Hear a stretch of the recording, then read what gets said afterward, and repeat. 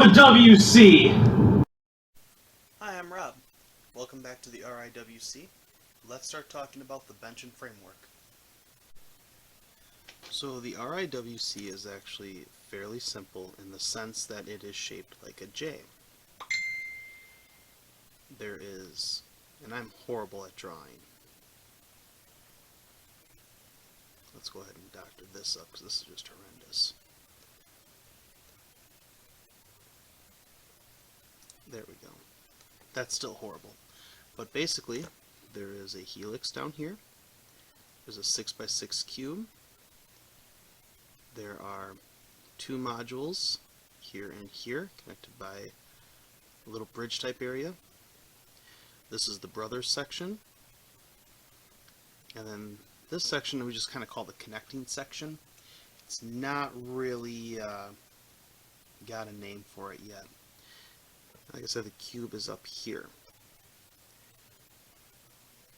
So this right here is 12 feet. And then this is 26 feet.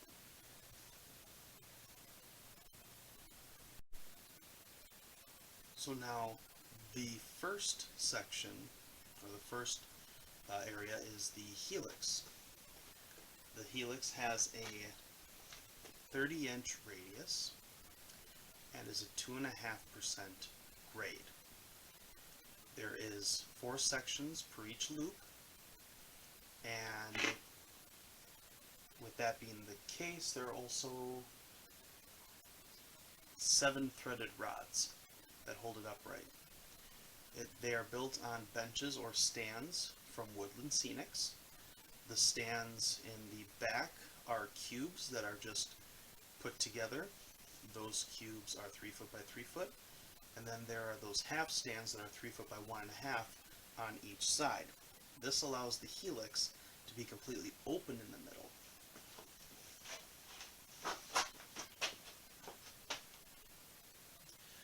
With it being completely open in the middle and accessible, we are able to work on anything for the house that is above us. There are water pipes above this, so if anything leaks, it can hopefully miss the track work, and there's nothing in the middle. That's why the helix is over here and not the cube. Also, these stands, although you don't really want to stand on them, they are sturdy enough. I mean, I'm a big guy, reference that in the last video. I can stand on this, I can sit on this, I can kneel on this, I can work on this.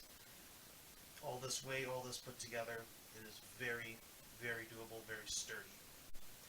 Modules number 1 and 2 are twins. This is module 2, and back here is module 1.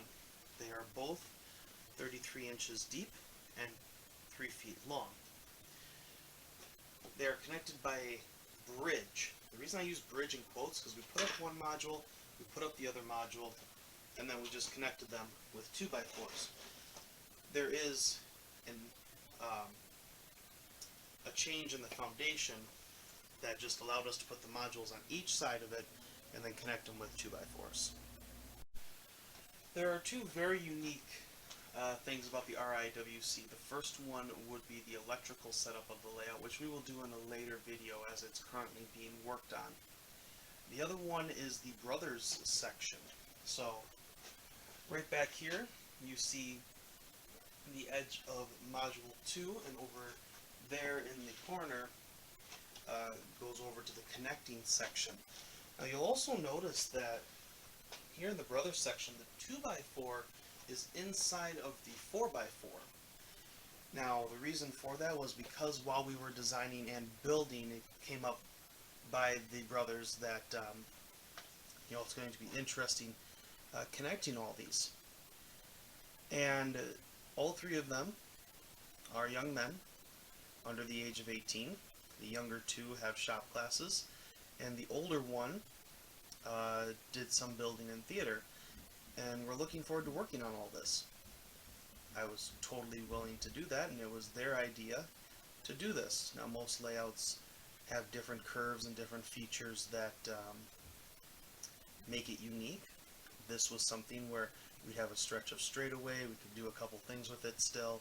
It really didn't hurt anything, but it still added a uniqueness to it. And it's still very usable, very practical. So I let them do it. And I love it. You hear me reference that in the first video, but that's the brothers section. So the connecting section is kind of unique. You have the brothers section right here and the cube right here. It creates kind of this 3 foot by 3 foot box. This will allow us to do a couple things back here. We could do something like a fueling area, a rather large one actually. We could do a forest. I mean, it's the RIWC, it's the Midwest. There's a lot of things we can do. The upper Midwest, more likely.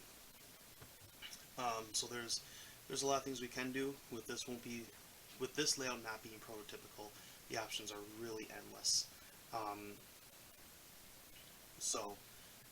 It's just a unique thing to have. What we want to do with it, we're not exactly sure yet. We know on the upper level, over here on the cube, there will be a turntable and a roundhouse up here, so a fueling area on the top is likely. A yard somewhere nearby here is also likely. What we do beyond that, we don't know, especially on the lower area.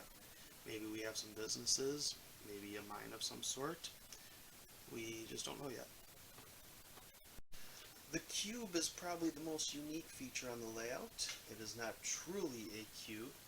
It is 6'3" by 6'3". You can see in the middle that there is a 4x4 that goes all the way through. Leaves the top open for us to do a turntable, a rather sizable one, and it leaves the bottom accessible for a business or two if we wish. Now,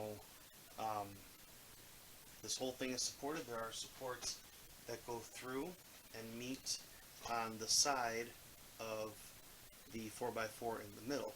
Provides us with lots of support. This layout is built to handle more than just the weight of models, and that will allow us to do that. So we're going to come back here to the brothers, the connection, and the cube here to kind of show you something. One of the things that really gets brought up is, you know, man, you're using 4x4s, 2x4s, and 3-inch screws. Why? I mean, doesn't that seem a little extreme for a layout? Well, first of all, here we are, 2021, post-COVID. The price of wood is ridiculous. So I want to only build this once, with the exception of the Helix. The Helix is designed for maintenance.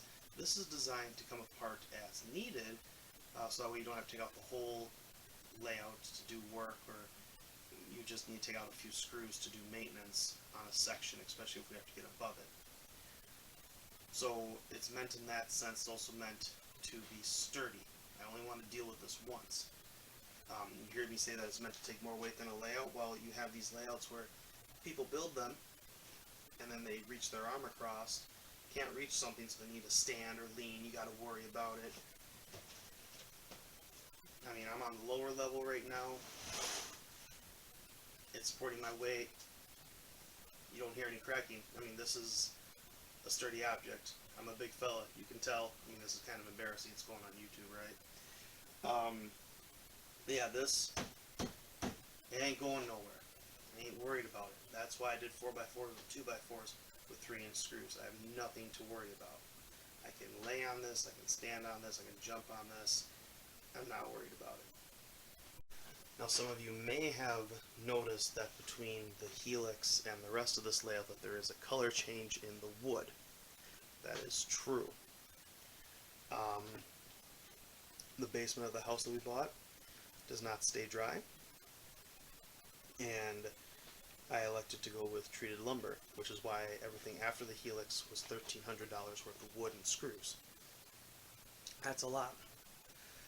But I was kind of in a situation where I'm damned if I do, damned if I don't. If I do get treated wood, when it dries out, it could warp.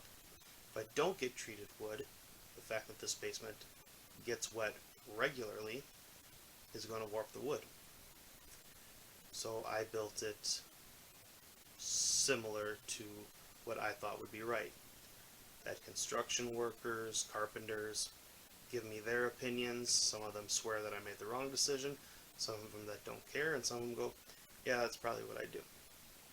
I know the one that's closest to me um, thinks that maybe I should have just treated the feet or just some of the 4x4s um, and just left it at that because A, I spent a lot of money, and B, um, the fear is when the wood starts drying out a little bit that it's going to warp. I made my decision. It's my layout, and I got to live with it. And like I said, things are meant to be replaced. I mean, this board right here, there are just a few screws that are easily accessible. If I need to replace it, I need to replace it. Chances are, by the time we get to the point of replacing it, there'll be a few to replace. But the point is also that I don't have to destroy a whole section of my layout to replace it. So I do have that option. With the way it's built, though, I do plan on this standing for quite a long time without maintenance, with the exception of the Helix. The Helix I did design so that way I can do maintenance on it. So that's why I made the decision that I made. I was damned if I do, damned if I don't. So I went with treated wood. We'll see what happens. So one of the things that I did say was unique about this layout was the electrical, which we will be doing that video later on. Ham radio will also be involved with this layout, once again, later on.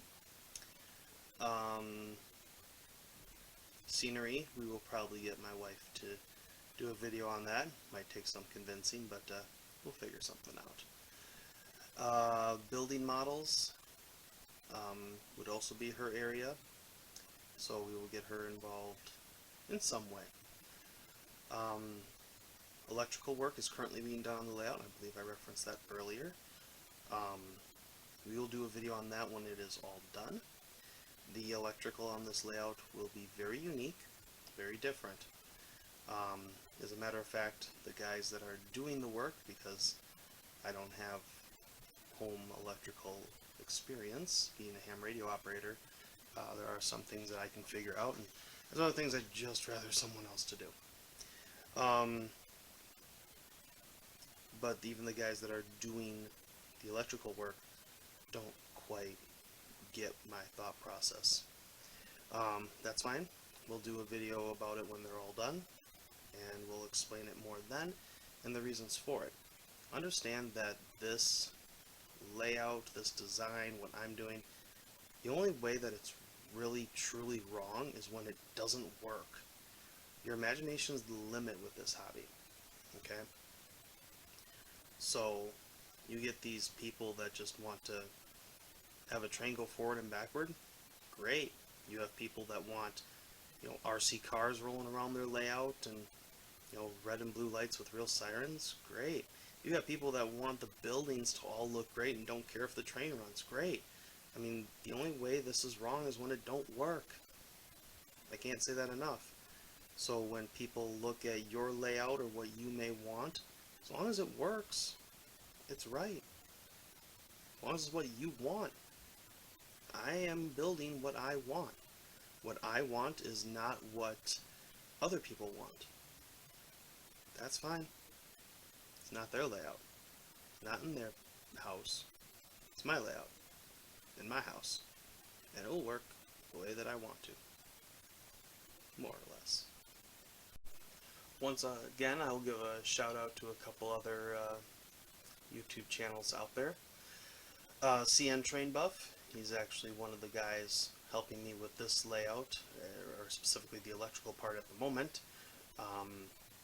Someone else you can follow, see how his layout's going. Do help out on his as needed as well. If you're looking for more of the ham radio type stuff, KB9 VBR antennas. I will get more into that later on. I need the electrical done to basically move forward with my layout, with the exception of laying track on the Helix. And then the other one that I would recommend if you're looking for more models and rail fanning is Books Custom Models, B-O-O-K-S, like a book, B-O-O-K-S, Books Custom Models. He has a couple videos up currently of the recent train show. I met him actually when rail fanning. If you snoop through his videos, you will find me. but if you snoop through KB9 VBR's videos, you'll find me too. Challenge you to find me in both of them.